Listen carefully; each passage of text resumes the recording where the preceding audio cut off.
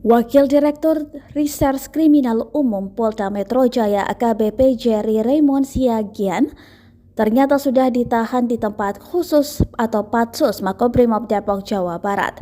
Kadif Humas Polri Irjen Dedi Prasetyo menyatakan bahwa penetapan itu buntut ketidakprofesionalan penanganan dugaan kasus pembunuhan berencana terhadap Brigadir Joshua Huta Barat alias Brigadir J. Ya, betul wadir, kata Kadif Humas Polri Irjen Dedi Prasetyo saat dikonfirmasi Tribunnews.com Senin 22 Agustus 2022.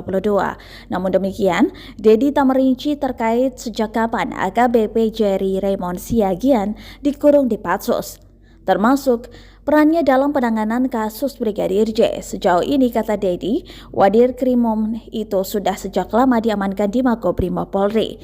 Wakil Direktur Reserse Kriminal Umum Polda Metro Jaya AKBP Jerry R. Siagian disebut-sebut sebagai sosok yang mendesak Lembaga Perlindungan Saksi dan Korban atau LPSK memberi perlindungan pada istri Irjen Verdi Sambo Putri Chandrawati. Nama Jerry muncul setelah Wakil Ketua LPSK Edwin Partogi Pasaribu membongkar adanya pertemuan di Polda Metro Jaya pada 29 Juli 2022 lalu terkait permohonan perlindungan Putri Chandrawati. Edwin mengatakan pertemuan itu dipimpin langsung oleh Jerry. Lalu siapa AKBP Jerry Raymond Siagian? Mengutip dari Tribunnews.com, AKBP Jerry Raymond Siagian ini lahir tahun 1979, yang berarti ia sekarang berusia 43 tahun. Jerry merupakan lulusan Akademi Kepolisian atau Akpol tahun 2001 yang berpengalaman dalam bidang research.